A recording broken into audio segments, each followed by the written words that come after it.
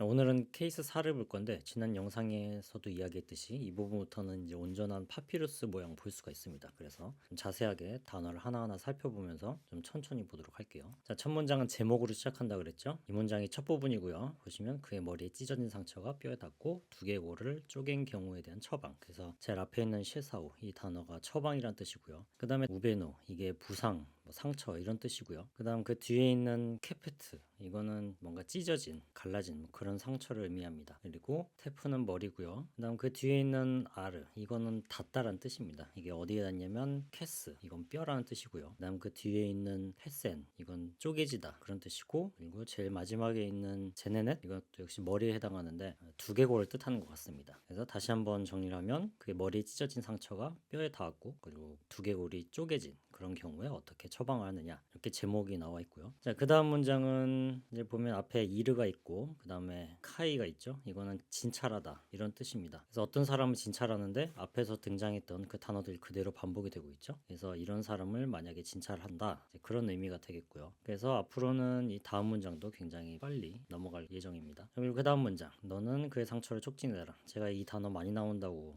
말씀드렸죠. 자르 그 다음에 우베노 이건 앞에서 봤던 상처라는 뜻을 가진 단어고요. 그 다음 문장 내가 내 손가락 아래로 비정상적인 것을 발견하고, 그래서 제일 앞에 있는 단어는 찾다잖아요. 발견하다. 그래서 이제 진찰하다가 알아낸 거예요. 뭘 알아냈냐면 쭉 가서 네하 뒤에서 세 번째 이 단어는 이제 비정상적인 고르지 않은 이런 뜻입니다. 그래서 이렇게 촉진을 해봤더니 뭔가 정상적이지 않은 뭔가 이상한 게 잡히는 거고요. 그 다음 문장 그가 심하게 떤다. 그래서 제일 앞에 있는 인리 이게 떨다라는 뜻입니다.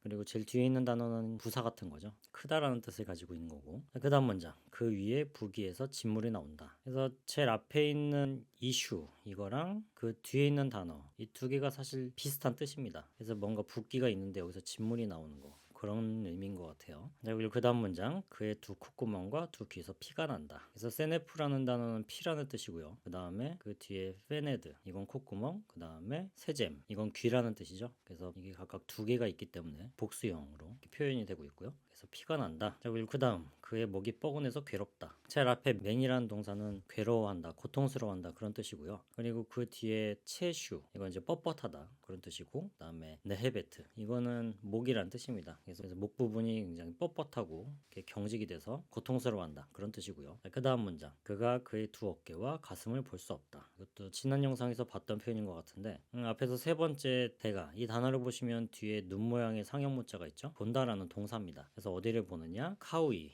이거는 어깨란 뜻입니다. 어깨가 두 개니까 지금 복수형으로 써 있죠. 그리고 제일 마지막에 있는 카베트 이건 가슴이란 뜻입니다. 그래서 고개를 숙여서 이렇게 어깨나 가슴을 볼 수 없다. 왜냐하면 목이 아프기 때문에.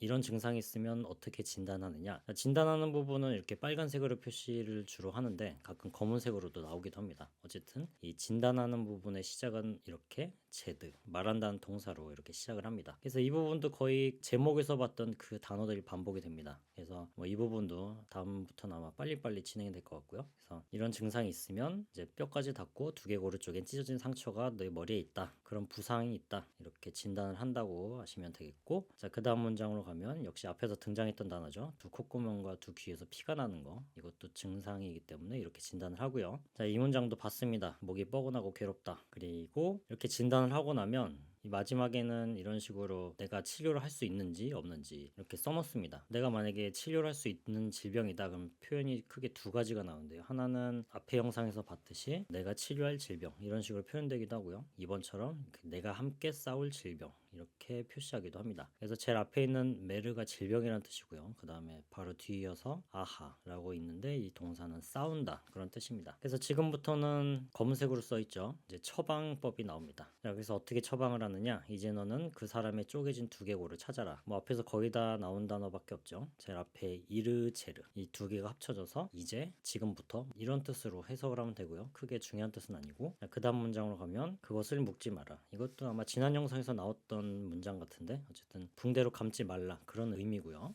그 다음 문장을 보면 그의 고통의 시간이 지나가도록 그를 그의 침상 위에 눕혀라. 여기서 앞에 D는 주다라는 뜻인데 이거는 사역동사라고 보시면 됩니다. 그가 그 환자를 어떻게 하게 해야 되냐면 먼저 이 타가 땅이잖아요. 그리고 그 뒤에 있는 단어 메니우 이거는 침상이란 뜻입니다. 침대 잠자리. 그래서 땅 위에 있는 침상에 눕게 해라 그런 뜻이고요. 그 뒤에 수아라는 동사가 있죠. 이거는 지나가다라는 뜻입니다. 그리고 바로 뒤에 있는 아트는 시간, 때 그런 뜻이고요. 그리고 제일 마지막에 있는 이휴 이거는 아픔, 고통이란 뜻입니다. 그래서 그 아픈 통증이 지나갈 때까지 잠잠해질 때까지 침대에 눕게 해라 그런 뜻이 되겠고요. 자, 그 다음 문장은 앉는 것이 그의 치료법이다. 그래서 제일 앞에 있는 수루 이게 치료법, 처방 이런 뜻이고요. 그 다음에 제일 마지막에 있는 단어는 앉다란 뜻이죠. 그래서 그냥 가만히 앉아 있으라는 이야기입니다. 그리고 그 다음 문장 그에게 벽돌에 두 지지대를 만들어라 이런 뜻인데 일단 가운데 있는 마케티 이거는 두 개의 기둥이란 뜻입니다. 두 개의 지지대, 두 개의 기둥. 그리고 제일 마지막에 있는 제베트 이거는 벽돌이란 뜻입니다. 그래서 뭔지 모르겠어요. 벽돌의 두 지지대라는 게 뭔지, 어떤 역할을 하는지, 어떻게 생긴지는 전혀 모르겠고 그 다음 문장으로 가면 그것이 어디에 도착하는 것을 내가 알 때까지. 그래서 가운데 있는 세페르 이게 도착하다, 어디 닿다 그런 뜻이고요. 그 다음에 그 바로 앞에 있는 레크는 알다라는 동사잖아요.